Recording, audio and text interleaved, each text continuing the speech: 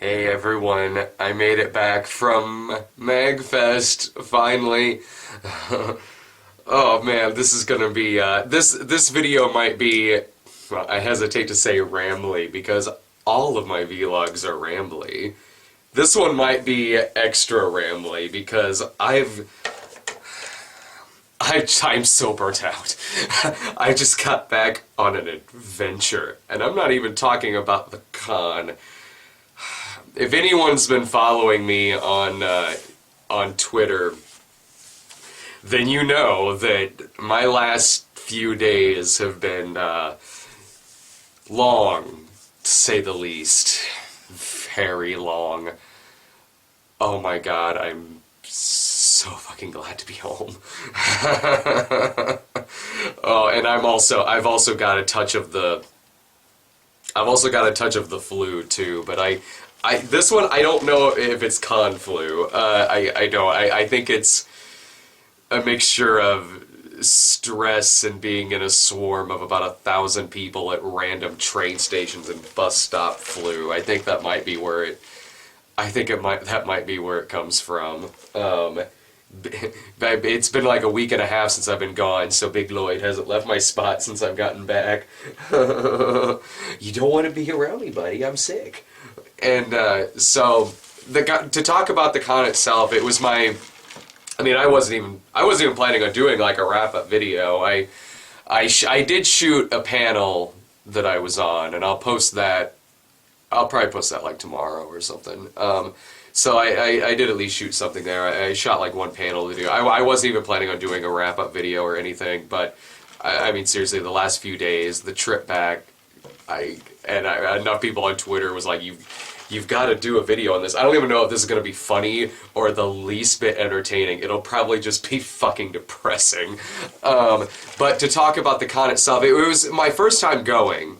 I've never been to it before. Last year I was supposed to be there, but at the last minute I canceled. Mixture of personal reasons, and also I was moving. If I had actually gone, I would have had to have started moving like the day I got back. So it was just better for me to stay home last year. So at the last minute, I had to cancel. The year before, I was supposed to go, but didn't. Probably just because of the time of year it was. Because, man, like it's a really inconvenient time to have, for me anyway, really inconvenient time to have a giant convention like the day after New Year's, the day after National Hangover Day. So this is actually the first year in like 12 years that I wasn't drunk on New Year's Eve. New Year's Eve I spent on the train. I took the train to DC. I caught like a morning train in Springfield that was like an hour or so delayed, which, you know, whatever. That would be the highlight of my traveling woes. So I ended up getting to Chicago, and the fact that it was late really cut down on the layover time in Chicago. I went and ate at Union Station McDonald's in Chicago has for many years been my favorite McDonald's on the planet. Like, I don't know what it is, but it's so super fast. The people there are incredibly friendly. The food looks just like the picture. It's amazing. Like, Union Station McDonald's in Chicago is like, it's like heaven McDonald's in a train station. It is so good. So like I took a picture of it and put it on my Facebook, and there's like comments like, that's the plumpest I've ever seen a Big Mac bun. I'm like, I know, right? That's why it's so good. And then of course there's always the guy who's like, you know that's bad for you, right? It is. So, wow, thank you. Well anyway, the train ride from Chicago to DC was like 17 hours. You know, whatever. I got a sleeper car. It's fine. I got a sleeper car. Like, that was cool.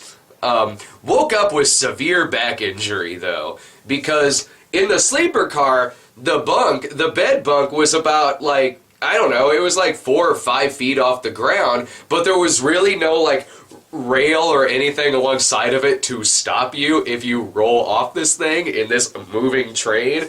So I'm like, there is no way I'm gonna fall asleep on there, because I will be that dumb motherfucker who falls off this thing and breaks their goddamn neck. So I pushed the two like chairs together in there to sleep on that, but there was a gap of about this big in the middle of the chairs.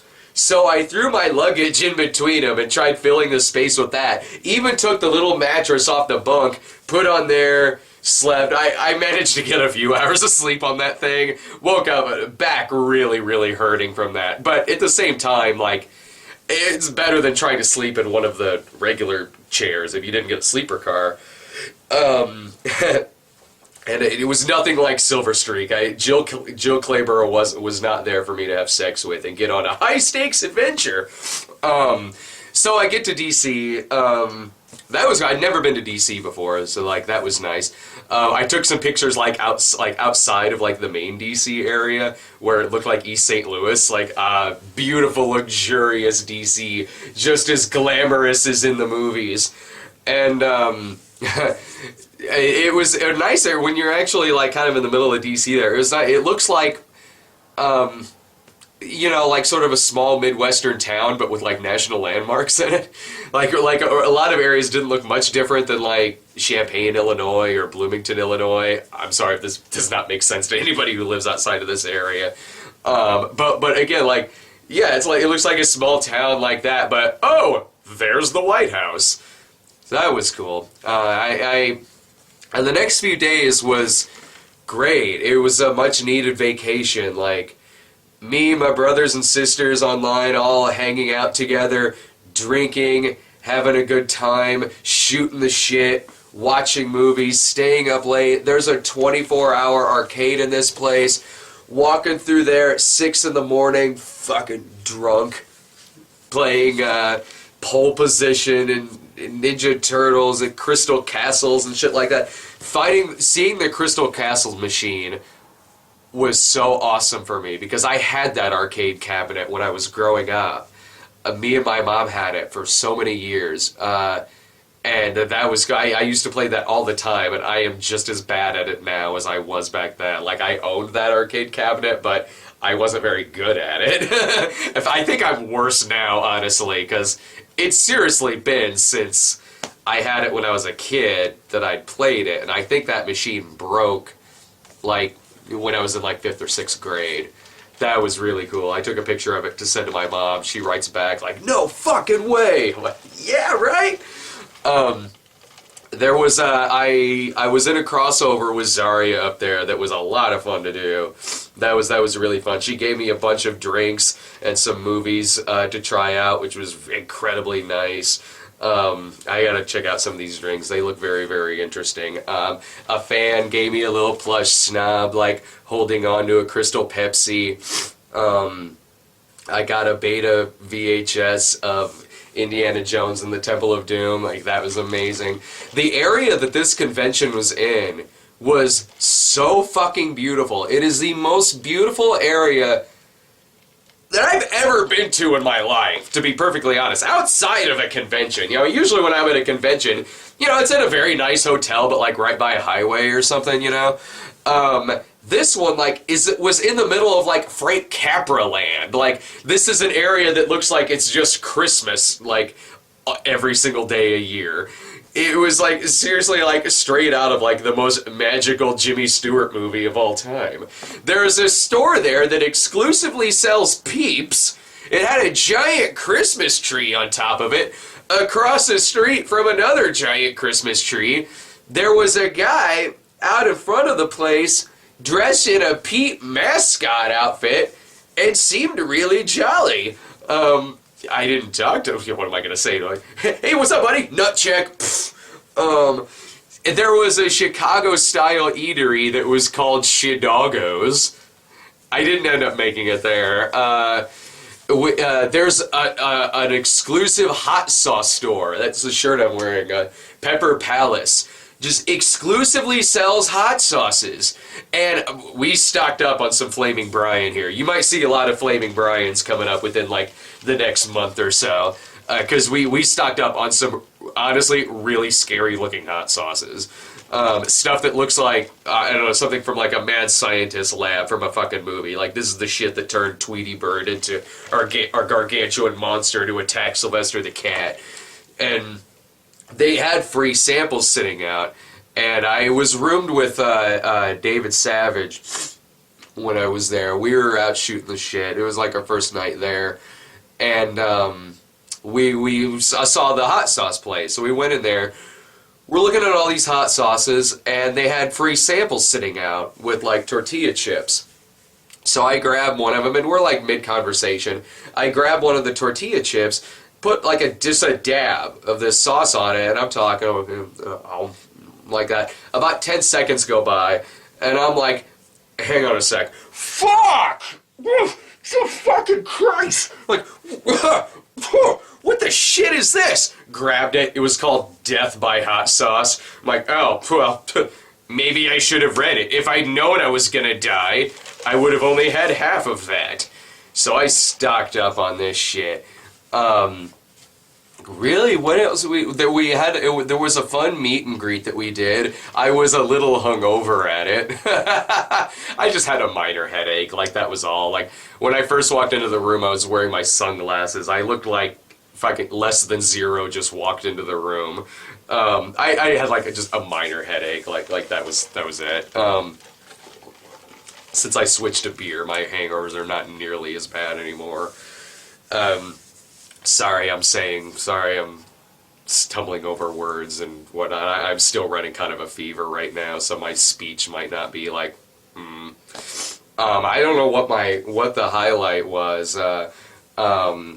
Really just seeing everybody again, you know, all my buddies, just hanging out, because we only get to see each other like maybe once a year.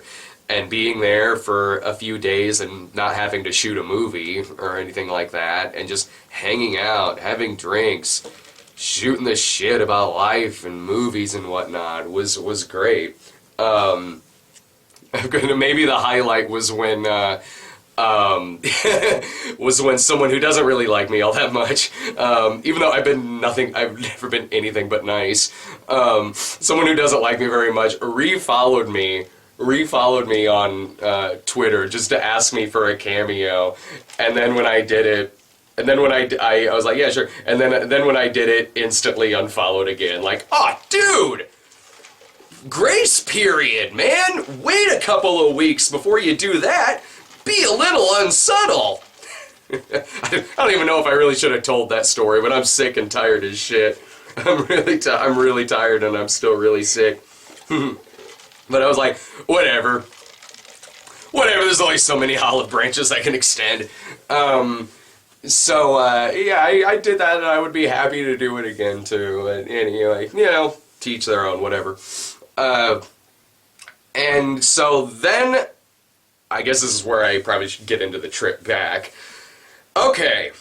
So, this huge weather storm fucking hits the entire country, I guess. You know what? The weather in Washington was fine. Like, it was a normal winter. Honestly, when I got there, I really didn't even need my coat. As the days went on, yeah, it got pretty cold, but not like how it's been in many other places. And so we, the last day comes around, people's flights are getting canceled. Like, I'm getting texts from people back at home just talking about how bad the weather is here. And I'm like, are you guys okay? Like, how are the cats? The cats okay? You're fine. So, anyway, I'm on the train. And coming to the con, the weather in Chicago was bad, but the train got right through it. Like, I didn't experience any of the bad weather in Chicago because I didn't leave Union Station.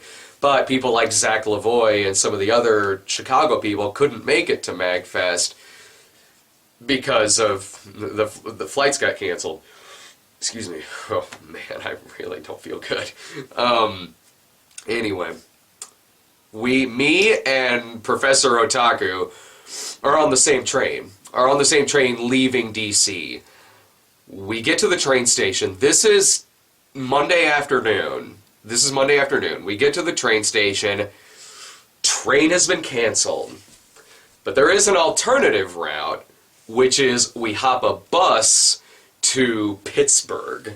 So we're waiting for a few hours, for like 3 or 4 hours, to catch a bus to Pittsburgh. So we're hanging out in the bus station.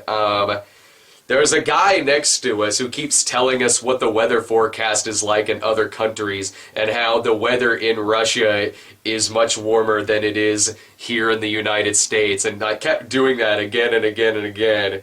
And eventually CJ's just like, not for nothing, brother, but I don't know what I'm supposed to do with this information. There's only so many times I can go, what? Oh!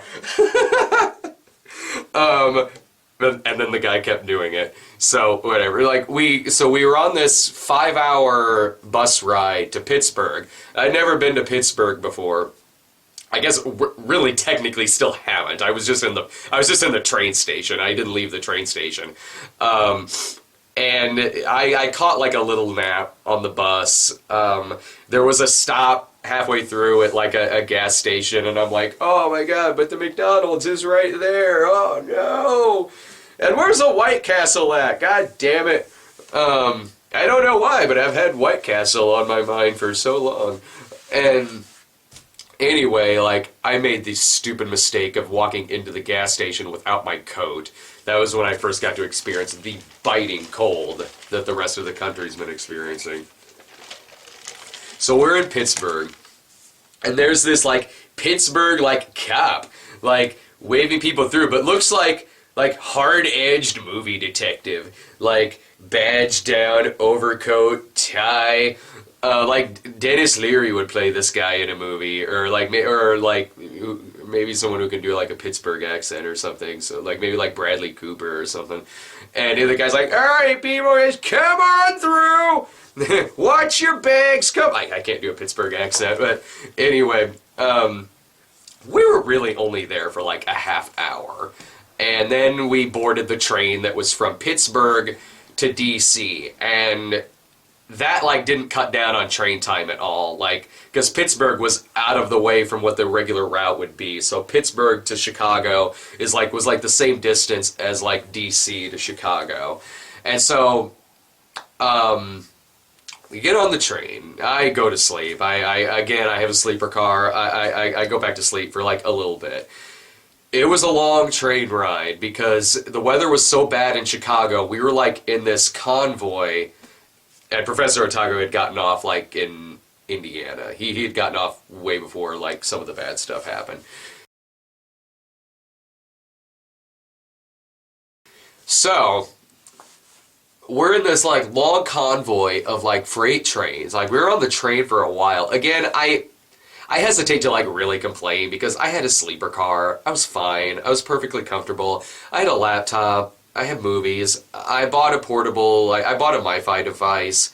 I was okay. Like that. It was whatever. It's like, so I'm late getting in. All right. Okay. This is Tuesday evening. Tuesday evening, the train gets into Chicago. I found out on the train that the train from Chicago to Springfield was canceled. Just completely canceled, with no alternative method. So there was no way I could get to Springfield, like, that night. And I mentioned, like, well, guess I'm stuck in Chicago for the night. I had gotten a message from Noah, like, come on over! We've got margaritas, we've got candy! I'm like, sweet, man. Like, I sent him a message, like, yeah, I'll try to, like, catch a cab or something, because he lives far outside of Chicago. But I couldn't catch any kind of transportation to where he lived. So it's like, I don't think I can actually, no form of transportation is setting foot outside of downtown. So I think I'm stuck downtown. So I was simply just planning on getting a hotel. I was planning on going across the street from Union Station and just getting a hotel somewhere. But before the train got out, I got a phone call, and it was Rob Walker. It was Rob. And, so Rob calls, he's like, hey buddy, I hear you're stuck in Chicago. I'm like, yeah, Union Station slumber party. And he offered to put me up for the night, and to just catch the Metro line and go shack up with him for the night. And I completely forgotten about the Metro line. Like, that didn't even occur to me. Like, I was picturing I'd have to, like, take a taxi cab outside the city or something. But, like, oh, okay, the Metro line. Okay, all right, yeah, thank you. I'm, like, thanking him, like, a million times. And I got to experience 5 o'clock rush hour people jam in Union Station for the Metro line. I'm on the phone with Rob's wife. She's directing me to go, like, where in the station to get the Metro tickets and everything. And I'm like, I can see the tickets. They're like 20 feet away.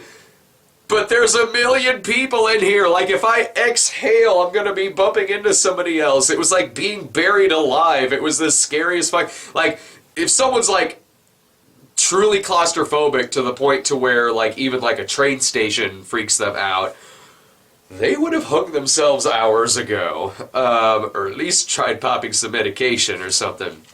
So eventually I make it through this, like, toilet clog of people, got my tickets, and, like, the guy giving the tickets, he's like, I'm like, yeah, I need a ticket from, like, A to E, like, to Lyle, I think. He's like, yeah, which one you going? I'm like, Lyle, I guess. He's like, yeah, just give me the short version. I'm like, dude, long fucking day to be copping that attitude with me. He gives me the tickets, and I get on the train to Lyle. The next train is taking off at 7 a.m. on Wednesday. So I go out to eat with Doug and Rob. I go out to eat with Doug and Rob, and just a sidetrack for a little bit here. I'm sorry. One highlight was I met James Rolfe for the first time. He was at Magfest, and I was like, I've been watching this guy for years. I've been in like 3 movies with him. I really should meet him. I really should meet this guy. Met him very briefly. Sweetest guy I've ever met in my life. Like, I talked to him only for a little bit, but like, really soft-spoken, shy, very humble dude. Like, soft-spoken as hell. Like, he was like, oh, hey, nice to meet you, like that. Like, really, really sweet dude. So that was nice. That was cool. That was really cool. Anyways, that was kind of a highlight for me. First time meeting the guy. If you ever get a chance to meet him, I recommend it. He was a very, very sweet dude. So, anyway, we all go out to dinner, and then we get back to the house. We're kind of shooting the shit till like midnight or so. We got to get up and leave at like 4 in the morning, so I catch like a few hours of sleep. I catch a few hours to sleep, and I wake up, and my body is like, what are you fucking doing to me, Brad? What are you fucking doing to me, waking my ass up this fucking early? Like, you've only gotten, like, 8 hours of sleep over the past, like, 4 days. I'm like, sorry, buddy, but we gotta get on a train. So I hop the Metro line at, like, 5 in the morning or something. I hop the Metro back into Union Station at Chicago, which is like a half-hour train ride on the Metro from Lyle to downtown Chicago. And then I get in the station, and there's the station's not that crowded, but there was a big line at ticket information because the ticket that I had, like, blew away. The ticket that I had from Chicago to Springfield, like, blew away, so I had to reprint another one. Not a big deal, but there was a big line and only, like, 1 employee. Normally, I'd be like, oh yeah, that's fucking smart. Fucking row of 12 windows here, 1 employee in the morning, but weather's insane here, so, like, that's perfectly understandable why there'd be some short staffing. But luckily, instead of waiting in this line, I turn around, and there's like one of those automatic e-ticket machines. So I put in my card, and it says, we cannot find your reservation. I'm like, what? And then I'm like, what? At this point, I'm like, whatever. I'll just fucking buy another ticket. I don't care if it's like $60. Fucking whatever. But then I found out why it said that. It's because the 7 a.m. train was canceled. The 7 a.m. train back to Springfield was fucking canceled. So Amtrak has a hotline, and I didn't have it memorized, so I had to go into the deli and hook up my laptop and go into my email I mean, sure, no, they did send me an email the night before saying it had been canceled, but I was never in a position where I would have checked my email, so I didn't see it. So I called the hotline. And I'm talking to this lady, and I'm like, has that train been canceled? She's like, yeah, it's been canceled. Then she's like, don't worry, there's another one taking off at like 9 o'clock in the morning. And I'm like, oh, thank fucking God. And then she goes, oh, wait, no, that one's sold out. Oh, fuck. The next one is taking off in 12 hours, 7 o'clock at night. I'm like, what the fuck am I gonna, oh my God, fucking 12 hours, fucking shit. So I call Rob back. I'm like, hey, buddy, you feel like hanging out a little longer? So I catch the Metro back to Lyle. Rob picks me up and we go do lunch, and we're hanging out, and me, Doug, and Rob watching the next movie for the Nostalgia Critic. Fuck, I might just embed the video for that Nostalgia Critic episode, because I'm not in it, but I was there during the joke session for it. We're all pitching jokes for it. A lot of my jokes were written down and everything, as for Rob's and Doug's, so, like, my jokes are gonna be in this, so I might as well go ahead and embed this. It works out, too, because it's the NC's Nicolas Cage month. So that was fun. Like, alright, cool. And anyway, so we got some dinner too. We're hanging out a lot more, and God, I owe them so much. I took them out to dinner the night before. I'm like, I will take you guys out to dinner. Like, thank you so much for doing this. And they're like, dude, anytime you're stranded, give us a call. I'm like, thanks so much. So I catch the Metro line back into Union Station at about 5 o'clock, because the train from Chicago to Springfield is supposed to leave at 7. I start standing in line at 6, and then they announce at 7 o'clock that it's delayed. I'm like, okay. And they're like, it should be a slight delay. I'm like, alright, whatever, slight delay. As long as I'm fucking on this train at some point, I don't care. The delay was 4.5 hours. It was 4.5 hours. No one was keeping us up to date on any fucking thing. The only time that any of them ever got on this speaker was just to say that it was delayed. Like, really? Yeah, we didn't know that. Thank you. We've been here for like 2 hours. We didn't know it was delayed. Thank you so much for clarifying that. It took off like 4.5 hours later. Like, it was hell. It was so bad there that it was on the news. WGN Channel 9 was there. Like, I was standing like 3 feet from the reporter. And she was great, because she was giving us more information than anyone who fucking worked there was. Like, thank God she was there. We were learning information from her. And I was calling, like, the reservation hotline, too, to get updates on when the train was taking off. But that didn't fucking matter, because whatever time they gave, it didn't take off then. So that didn't really help, except to give some false hope.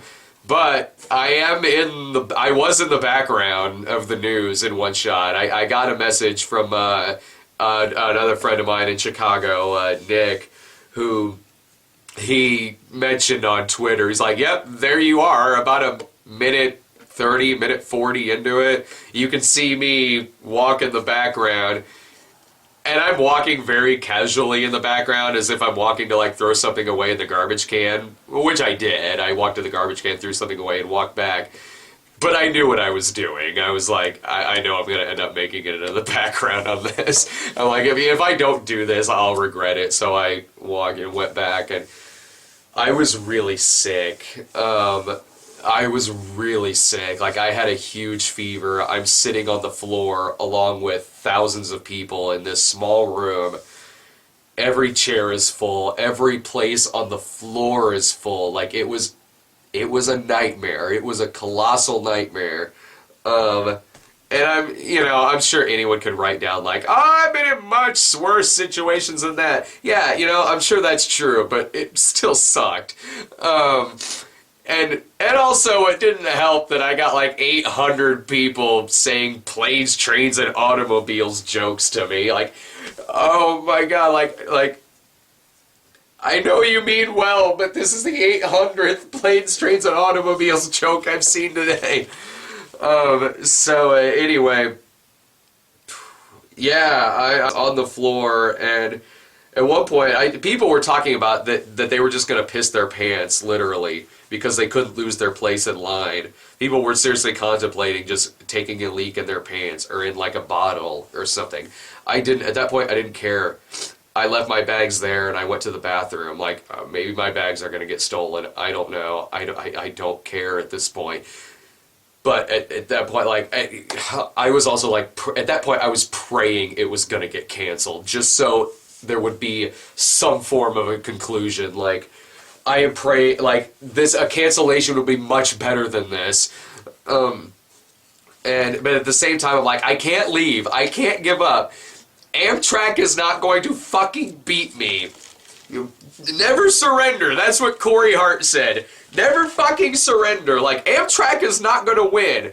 I am going to stick this through. I am going to sit here until, like, whenever. Like, it could be 6 o'clock the next goddamn morning, and I will be fucking still seated here, because Amtrak is not going to fucking win. And Amtrak didn't win. I fucking won. Like, eventually they got on their speaker and said, like, alright, the train is pulling up. We're gonna start boarding people soon. And the entire place just erupts in applause. Like, oh, it was insane. It just erupted in cheers and applause, because we'd all been there for what felt like for fucking ever, because it really was for fucking ever that we were there. And in my condition too, like, sitting there on the floor with the flu, a fever, and sore throat, runny nose, like, it was just awful. And we got on the train. I didn't get back to Springfield until like 3 in the morning. I think it was like 3 in the morning. So that was my Monday to Thursday trip back to Springfield. So you'll have to forgive me. I'm a couple days behind on videos. I've still got that panel to post up. We'll go see the movies that came out. I know that there's a midnight screening tonight. I'm not going to be able to make it. I can't. I am still not with it, man. I've still got, like, the leftover effects from really bad flu. I'm not going to be able to make it to the movies tonight, but we will. We'll get caught up, and we'll get back on track for the midnight screening episodes, and same with me and the Snob. Things will be back to normal. Things will be back to normal very, very soon. I've just got to get over this trip back.